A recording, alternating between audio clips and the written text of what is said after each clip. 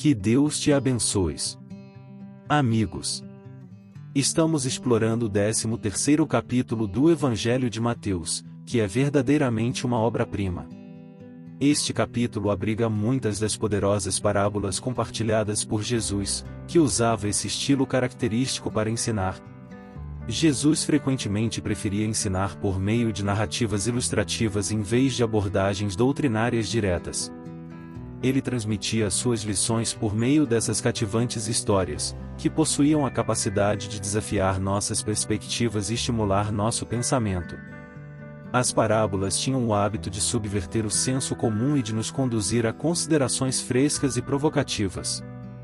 Uma delas é a famosa parábola do trigo e do joio, que frequentemente é referida pelo seu nome clássico, embora também possamos simplesmente chamá-la de trigo e joio. Vamos mergulhar na narrativa e explorar como ela se desenvolve.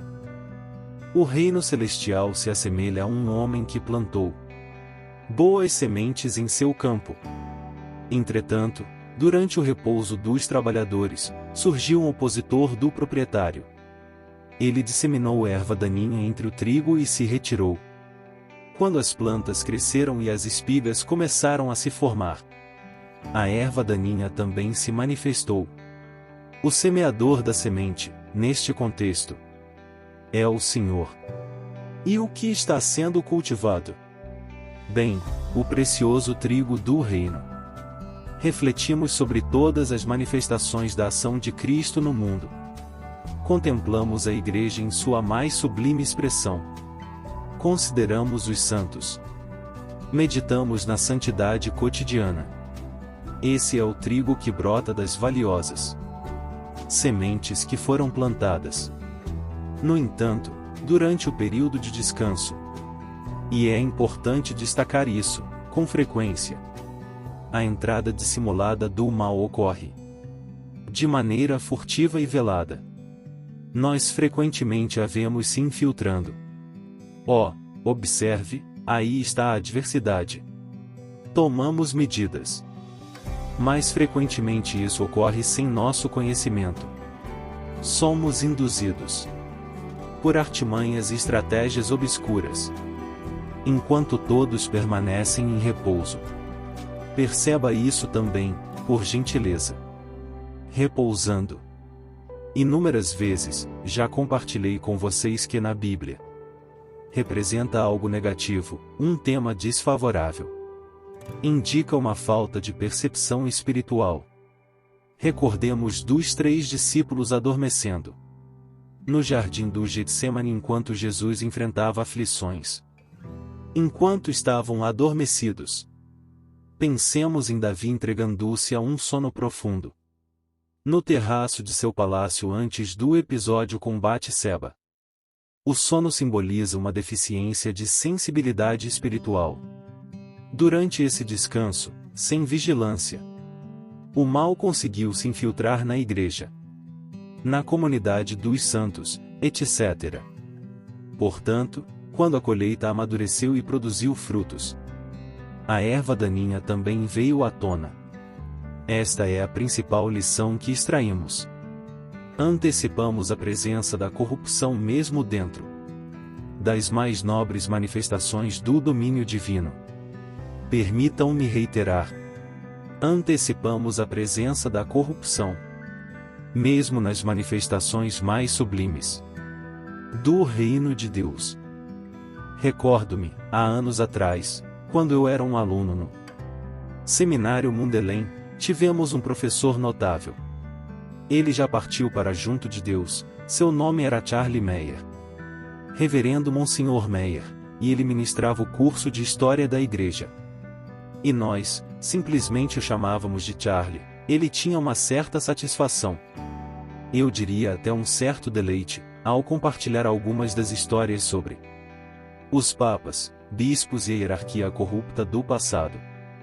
Acontecia anualmente, os alunos ingressavam no seminário carregados de idealismo e uma certa inocência, e eram impactados por essas histórias chocantes. E Charlie costumava exibir um sorriso levemente travesso.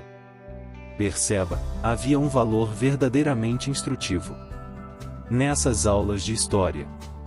Pois ele nos mostrava a realidade nua e crua. Sim, a trajetória da Igreja ao longo do tempo, com todo o seu esplendor. Certamente, nos santos e também nos grandes e virtuosos papas e líderes, sem dúvida. Porém, desde o princípio, sempre houve ocorrências de corrupção, pecado e decadência na vida eclesiástica. Isso era algo que deveríamos antecipar. Por qual razão? Pois um adversário tem operado. Este é o ensinamento da parábola.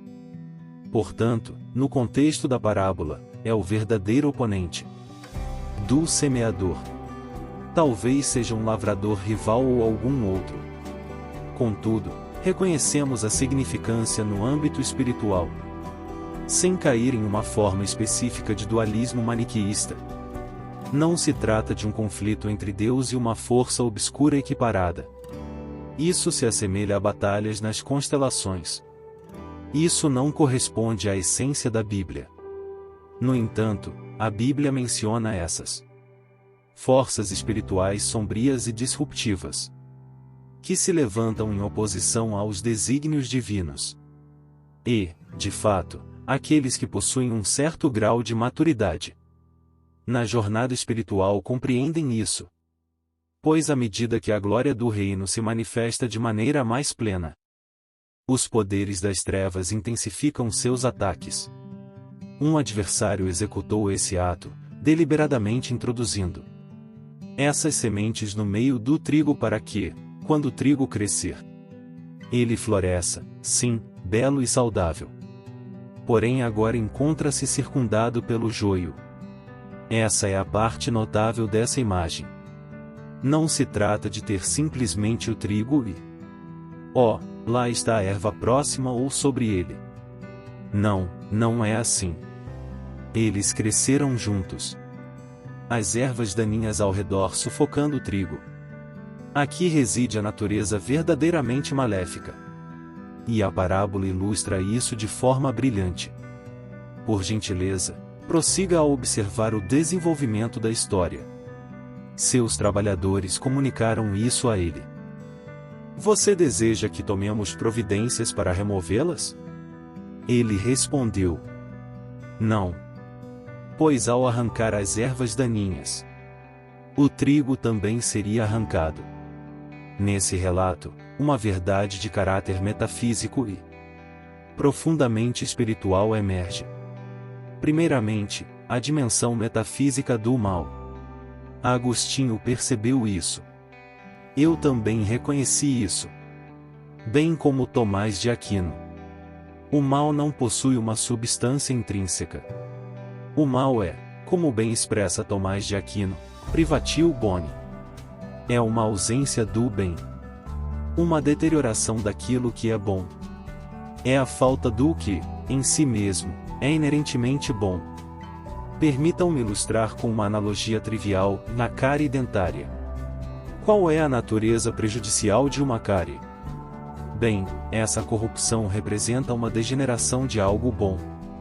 O dente é benéfico e desempenha uma função natural essencial. Mas agora está afetado por uma cavidade. E está corrompido. Portanto, o mal é, por sua natureza, um parasita do bem. Mais uma vez, não é simplesmente uma questão de separar o que é bom do que é errado. Em vez disso, o mal, por sua própria natureza, está inserido no bem. Ele representa uma distorção do bem. É um parasita que se alimenta do bem. Ou consideremos a situação de um órgão comprometido pelo câncer. O órgão está saudável, cumprindo sua função vital e natural. Porém agora está sendo corrompido pelo câncer. E qual é o resultado? É praticamente impossível abordar o mal sem afetar o bem de alguma maneira. Entende por quê? Imagine-se como um dentista especializado que descobre uma cárie em um dente. E então você decide, vou lá e removê-la. Contudo, não é tão simples assim. Você não pode simplesmente remover a cárie ou Cortar um pedaço do dente e considerar o problema resolvido.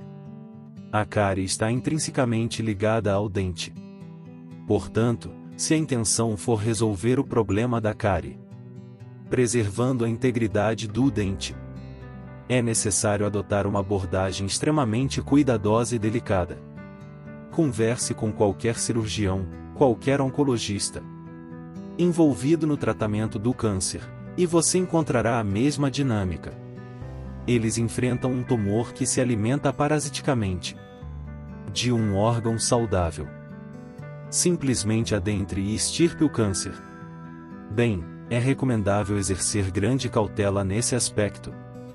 Certo, deixemos de explorar o domínio fisiológico. Qual é a situação em uma paróquia enredada em corrupção, uma igreja manchada pela corrupção? Uma comunidade corroída pela corrupção? A corrupção é prejudicial? Indiscutivelmente, sim. Certo, compreendi. Vamos analisar essa questão de outra forma. E quanto a uma paróquia atingida pela corrupção, uma igreja abalada pela corrupção? Uma comunidade afetada pela corrupção? A corrupção é prejudicial? Certamente, sim. Todavia, compreenda bem. Bem, a abordagem que adotamos é diferente. Bem, a mesma lógica aplicada ao dente, seja qual for o grau de deterioração existente, no caso da paróquia, por exemplo. A comunidade em questão age como parasita dos elementos saudáveis e virtuosos dentro dela. Isso é inerente à dinâmica.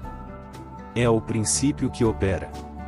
Alguém pode afirmar, essa comunidade, de fato, está saturada de pecado e corrupção. Isso é fato, sem dúvida. Correto. Todavia, entretanto, para erradicá-la sem despedaçar a própria essência da comunidade, deve-se proceder com extrema precaução. Essa é uma lição que, em minha opinião, os líderes eclesiásticos deveriam internalizar, principalmente os mais jovens, pois ao se engajarem numa paróquia, é um equívoco comum entre os iniciantes.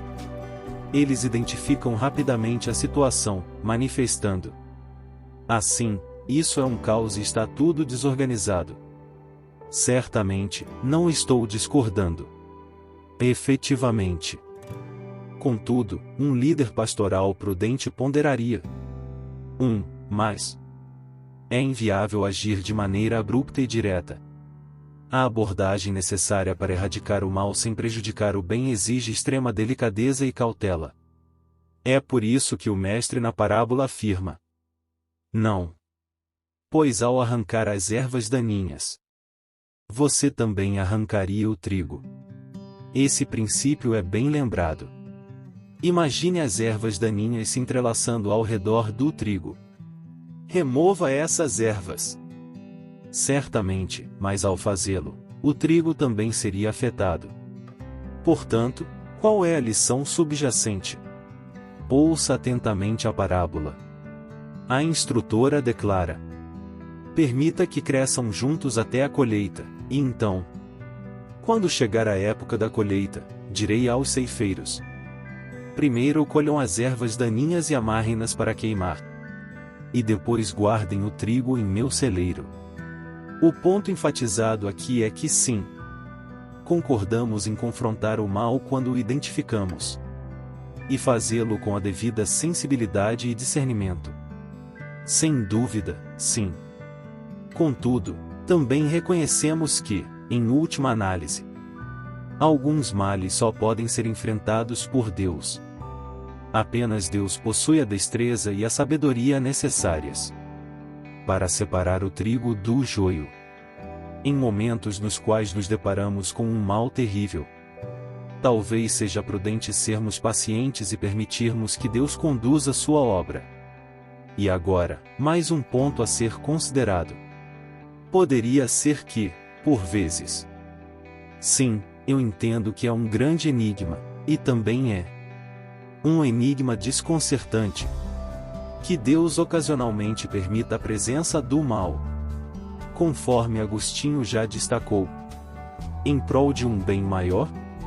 Poderia ser que Deus tenha consentido em permitir certa corrupção e mal específico para alcançar seus propósitos superiores?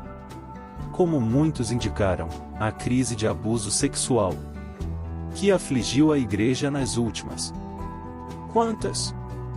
25 anos. Terá essa crise contribuído para uma autêntica purificação na Igreja? Inquestionavelmente, parece ser o caso. Estou fazendo concessões? De modo algum. Estou simplesmente observando como Deus pode, em certos casos, permitir certas formas de mal para que um bem maior seja alcançado. Permita-me compartilhar mais um exemplo de Tomás de Aquino. E compreendo que essa abordagem pode ser desconcertante. E reconheço que apresenta desafios. Mas é relevante para o ponto em questão. E é genuinamente intrigante. Tomás argumenta: às vezes, Deus permite até mesmo o pecado, para que determinadas virtudes possam surgir. Ele oferece o exemplo, e sem a crueldade do tirano, a virtude do mártir jamais surgiria. Pense em todos os mártires que foram martirizados por opressores cruéis. Curiosamente, sem a maldade perpetrada por esses opressores, a virtude do martírio não teria se manifestado. Permitam-me fornecer um exemplo específico e real. Maximilian Kolbe, o notável santo de Auschwitz. Apesar de sua força e espiritualidade proeminentes, é incontestável que, sem a opressão instaurada por Hitler, Maximilian Kolbe não teria emergido. Deus, ocasionalmente, permite. Compreendo que a afirmação pode parecer perturbadora. E reconheço que nem sempre percebemos isso claramente. Estou expondo um exemplo. Ainda que estejamos frequentemente alheios a essa realidade, Deus, em algumas circunstâncias, pode permitir que as ervas daninhas cresçam junto ao trigo, a fim de cumprir seus propósitos. Entretanto, é importante destacar que nenhuma dessas reflexões busca proporcionar uma resposta definitiva. Estamos lidando com a complexidade do mal, e a narrativa abrange diversos aspectos desse enigma intrincado. Portanto, dedique um tempo a examinar essa abordagem durante a semana. Talvez seja útil pegar suas Bíblias, abrir no capítulo 13 de Mateus, encontrar a parábola e considerar suas próprias batalhas contra o mal e o pecado à luz do que o Senhor nos comunica aqui. Que Deus os abençoe.